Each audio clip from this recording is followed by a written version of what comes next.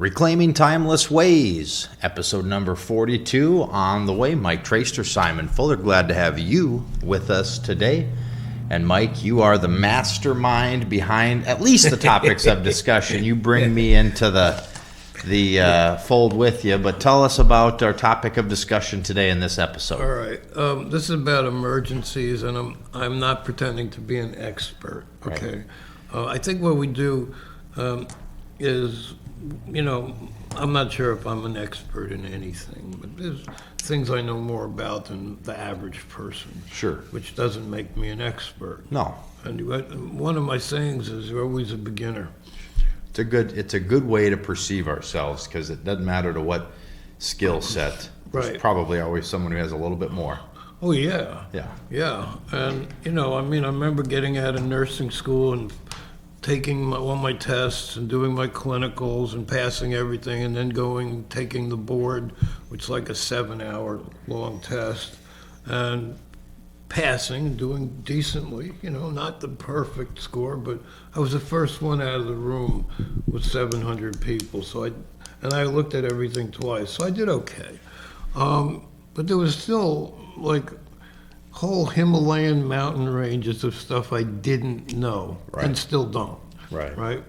So you're always a beginner, not because it's a clever thing to say, because you're being so humble, because that's ridiculous. It's because it's true. Yeah, don't just say it. You got to mean it. Right. It's not some like things we say we don't mean. Oh, gosh, yeah, I'm just a beginner. I really am. It's the truth, right. And if you're not scared to screw up, then you're going to screw up worse. Yeah. Got to look at what you're doing. Yeah. So emergencies, like a car wreck. I remember stopping. My ex-wife saw a little kid on the side of the highway when we were driving up very late at night, passing past Petaluma, heading towards Santa Rosa. And she goes, there's a little fat kid on the side of the road. It's like 3 a.m. I'm like, no. I said, you sure you're not half asleep? No, I saw him. So I stopped, and we backed up like a half a mile. Sure enough, there's this little fat dumpling of a 10-year-old kid on the side of the road. And he's already got the voice of like an old drunken chain smoker. Like, my dad rolled the truck down the hill. I mean, literally 10 years old, and he's talking like, Right.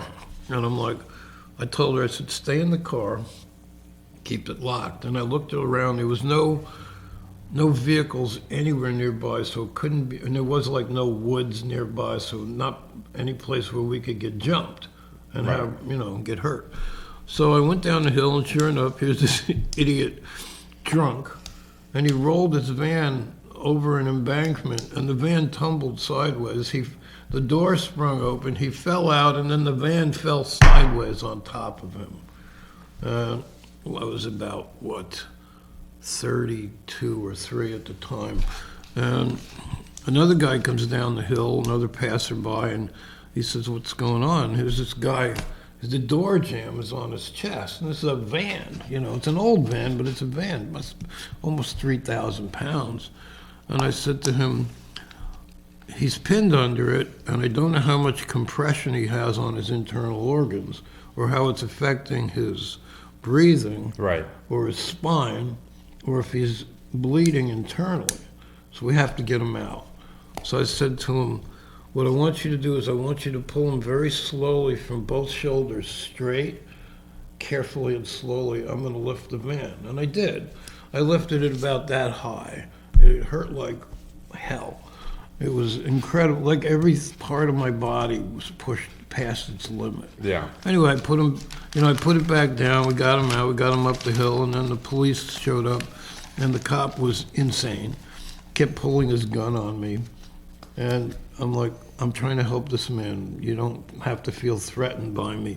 And his partner was apologizing to me. We were trying to get him to the hospital, and he's screaming at me, you're interfering with my arrest. Well, the cop wasn't there when I got there. Right. And I didn't know any. So I had to pacify this man because he was crazy. Mm-hmm. He was a crazy person who clearly had an anxiety disorder and very possibly a substance disorder. Now, was he on speed? or coffee or both. I don't know. Yeah. But his partner comes up to me and he goes, "I'm so sorry." He goes, "Please don't agitate him." And I looked at him and I said, "He's going to get you killed. You know, why doesn't somebody upstairs know about this?" And then he was like, Yeah. that same thing we were just talking about. When people shut up, Right. things get worse. This guy was nuts. Yeah. He pulled his 9mm on me about 4 or 5 times in about that 4 minutes felt like an hour. Yeah. So they took him and he was gone, and good riddance. So anyway, that was one. You know, we did what we could, but we tried to do it safely. And then I defused the insane cop. You know? Yeah. And now, obviously, nowadays it's a little bit of a different story than in this situation, in the sense that the first thing you would do now is phone somebody. You know, you didn't Right. have the cellular No. network you do today. Right. Obviously, emergency services, meanwhile, wise to make sure if you are choosing to get out, you Right. would make sure that any passengers stayed locked in there if Exactly. there was Right. some sort of an ambush or an ulterior motive. Right. And once you realized there was a true emergency, you know, even scouting the situation, is something on fire?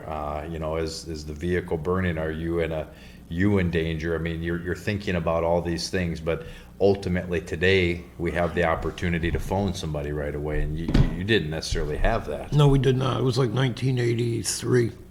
You know, we didn't have it. you Yeah. know. So we were out in the middle of nowhere, probably 5-6 miles from a phone, Right. and it was either.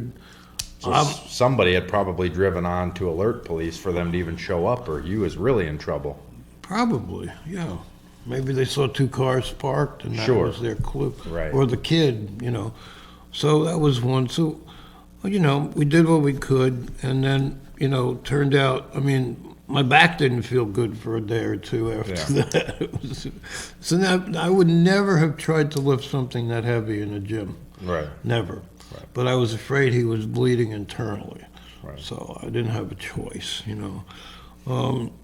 So respiratory, you know, problems. I remember, this is a crazy story.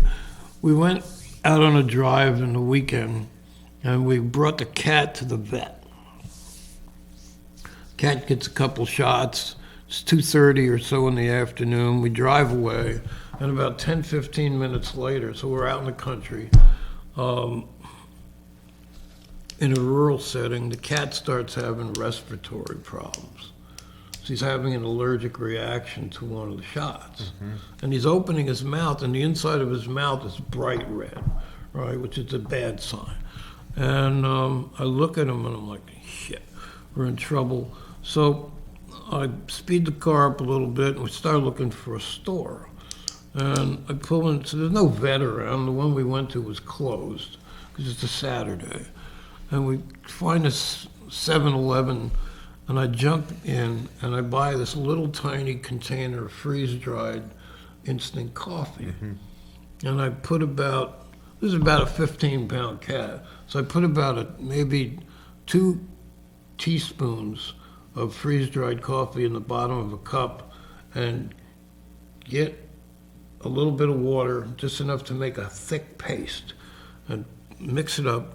And I rush out to the car, paid the guy, and I grabbed the cat by the jaw, and he was so out of it he couldn't fight with me, and I shoved it in his mouth under his tongue, right? So his tongue is full of blood vessels. And when they take certain meds, they can take them under the tongue. They call it sub or beneath lingual, which means tongue. And it was so funny, because it was like a cartoon. About 10 seconds after I give him, his eyes go, whoa, like this, and he goes, and he starts breathing, right? So he survived. Yeah. And so coffee can act like epinephrine, right? It's an adrenergic, so it creates some dilation of the respiratory Sure. tract, the airway, right? It also raises blood pressure, so it could have stroked him out, you know. So he got through that. The one proviso or caution is sometimes the toxin that's in the body that you're allergic to is going to act longer than the than the emergency, like an allergy medicine or coffee that you're giving them. So you still need maybe to give them a little more and to keep an eye on them and see if you need to get closer to some medical care. Sure. Right? So he recovered and he didn't have a second episode and he was okay. And I remember I was talking to a pharmacist once, told him what I had done, and he goes, "That's exactly good, what you should have done. That was good thinking, you know?" And it was like, but in my head, you know, like before I went through nursing school, I went through like it wasn't an EMT, it was like a very abbreviated emergency training. Sure. And so I was thinking about these scenarios and trying to ask myself, well, how many of these potential realistic problems could I solve, you know, with tools on hand? Right. And so that was one. Another one would be bleeding. And all I'm going to say about bleeding is if somebody's bleeding, learn pressure points. And I'm not going to go over them, Right. you know, because I don't want to take that responsibility. But if you go to the internet or you go to a textbook or you go to a fire department or something like that, or get an EMT book, you know, or family emergency medical, you know, book, you can find out where pressure points are and how to apply pressure. And so if you have something, a shirt can be a tourniquet, Right. right? Or a tie, Right. or a shoelace, Right. right? Or a seat belt. Sure. So if you just think a strap of some sort can be used, and it's like, well, I'm not strong enough, we'll take a stick and And put... twist, yeah. Exactly. Right. Exactly. So you've already gone through the scenario in your mind Right. instantly, right? Or you've done it before, right? So for minor bleeding, sometimes cayenne pepper, like to treat a nosebleed. Take a little cayenne pepper and put it in a cup of water and drink it, and that'll help stop a nosebleed, which is interesting. That is interesting. Yeah. It has to be an interesting drink. Yeah, nasty as all hell. Yeah, I was gonna Nasty, say. just horrible. Before you said put it in water, I thought you were going to say put that in your nose, and I'm going to say, Mike, guess I I might would. just take my chances with the nosebleed. Hell with it. Let me bleed out, right? I could But cayenne pepper, really? yeah, cayenne. So it helps the clotting factors? yeah. Is that cayenne? Yeah. Okay, interesting. And there's another herb called Achilles multiflorum, and I don't remember the other name of it, but I remember we found a hurt dog once, and looked like he had been bitten by a bigger dog, and he was escaping, got hit by a car, and he had some kind of an internal injury in his gut. And I took him home. We couldn't find his home. And I took him home. He was a basset. And I let him outside. He scratched at the door. So he's pretty alert, but a little tired. Very, very sweet animal. And so he scratched at the door to go out. So I let him out, and he's crapping pure blood. So I'm like, oh my God, that's a lot of blood. He must have crapped 2-3 ounces, about a 40-pound, 50-pound dog. That's a bunch, you know. And I'm like, he's gonna die. So I made him some of this tea, this Achilles multiflorum, and I put it in milk because he would like the milk, and he drank it, and he goes out, and he takes another crap, and it's like orange, and it's stopping. And then he went out again one more time, and it was done. So this is called a styptic, which means like if you get a little styptic stick when you cut yourself shaving, so it helps clotting. So that was a useful tool. And the whole idea is you do not become the emergency doctor because you're not. You don't have the knowledge, the training. But when you're in a situation while you're waiting for those resources, you're saying here are some things you can do nothing, which oftentimes if you don't know, that's what you're going to do. That's what you're going to do. Here are some things that might give a better chance for a better outcome. Right. So the next thing is neck and back. And the thing is, if you suspect that somebody has a neck or a back injury, you want to make their spine stable. You don't move them unless you have to. Right? You can use newspaper to create a brace around the neck, right? You can create a splint so the neck becomes immobilized. So now, if you have an injury to the spine or spinal cord, or a potential one, if you have a damage to the spine, the damage can be worsened by moving broken segments. Right. So you can wind up, instead of having a traumatized cord, maybe having a damaged cord or a severed cord, right? So you want, now if you're someplace where somebody's under something that's going to collapse, or there's a fire potential that's very... You got obviously way out the... Right, so you have to move them. How do I move them? What do I do? And I remember a kid got hit by a truck once. Unfortunately, the kid died because his parents refused to allow him to have a blood transfusion, so he died in surgery. But he got hit by a truck. The driver didn't do anything wrong. The kid snuck under the truck playing hide and seek when he drove away, and he got slammed between the frame and the ground. The wheel didn't hit him, but he was hit hard. And I remember I wanted to bring him out, so I slipped my arm under his body, and I brought him out, used my arm like a splint. And then we got him to the hospital.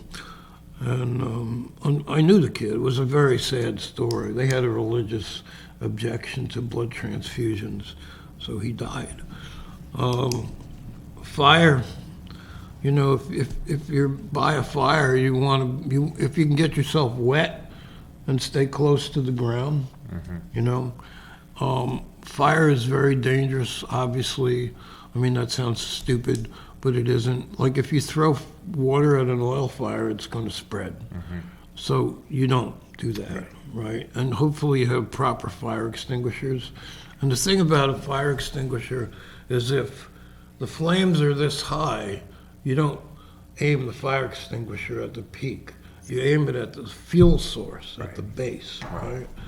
And hopefully, and don't assume that because the fire appears to be out, if you're like in a burning building, there might be a beam inside the wall that's glowing brighter than Rudolph's nose. Right. And an hour later, that building might burst back into flames. Sure.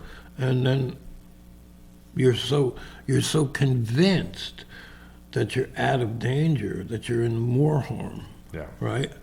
So assume that the fire isn't out. And again, just like with emergency care, like with two women having a knife fight over their drugs, or emergency medicine, you assume that you're not the expert because you're not. Right. And that you don't have the proper equipment or experience because you don't.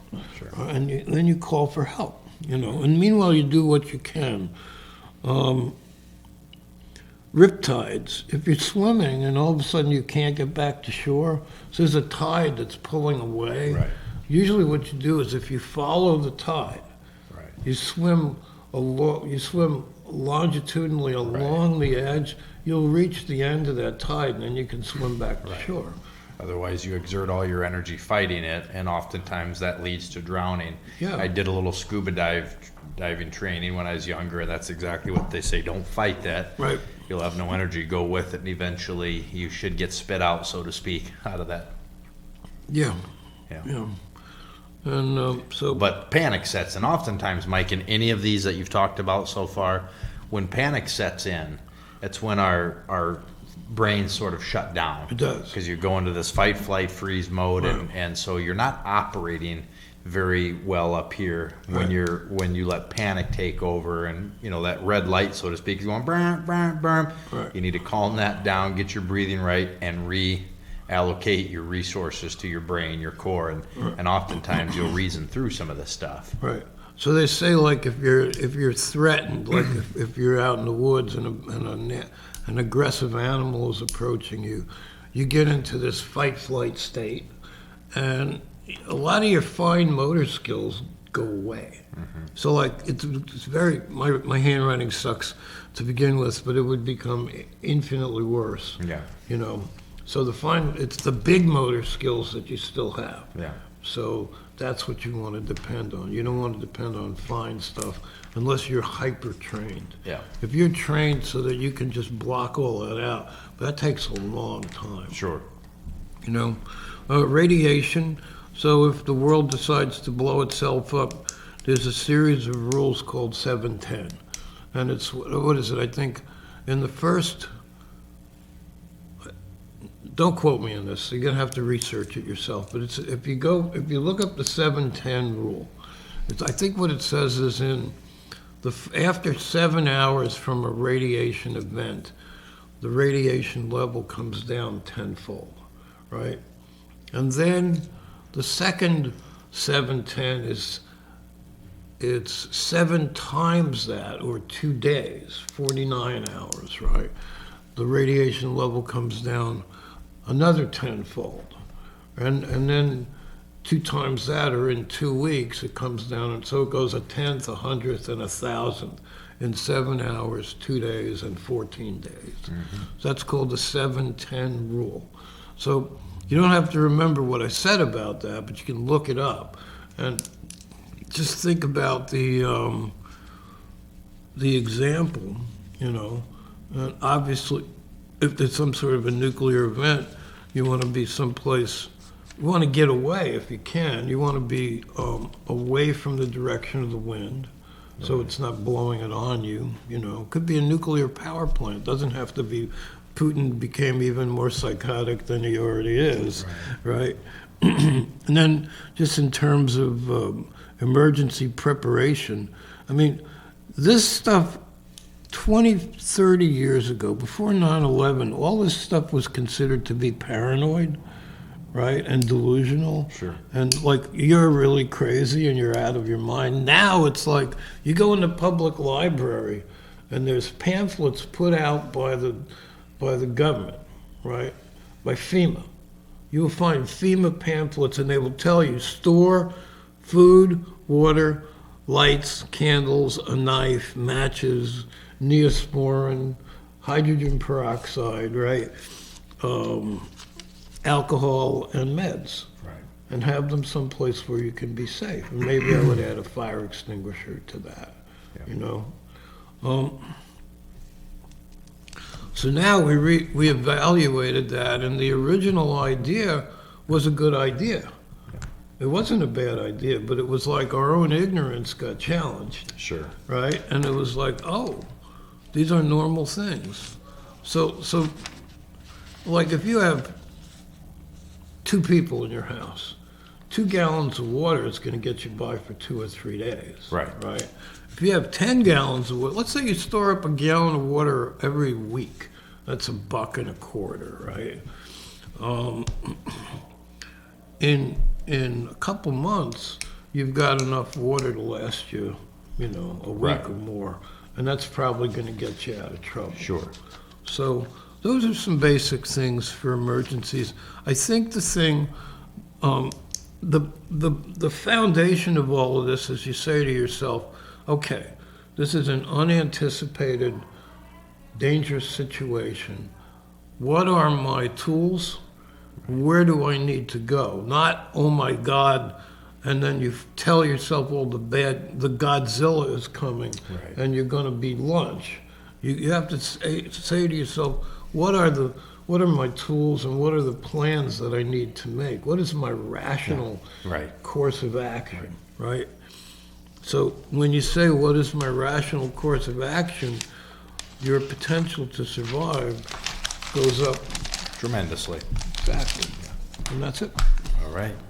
Emergency situations, and there's a whole bunch of them. And to echo, you said it a few times, this isn't the book for survival by Mike Traster. These are just some tips and tactics, some information that could potentially help you. The other thing, breathing. I mean, if you see somebody in a panicked state, well, 2 more things. One is breathing. You can show somebody how to breathe if they're like out of their mind with stress. You just show them. You just go like this. Just do that. Don't stare at them. Just show them a relaxed face, right? The other thing is if somebody's having a seizure, do not try to control them. Just protect them from objects, right? So you want to cushion a hard object near their head or something like that. And then you wait for medical. Yeah. That's Personnel. right. All right. Thank you, Mike. Thank you. Thank you for joining us as well for another episode of Reclaiming Timeless Ways. Wishing you a great day.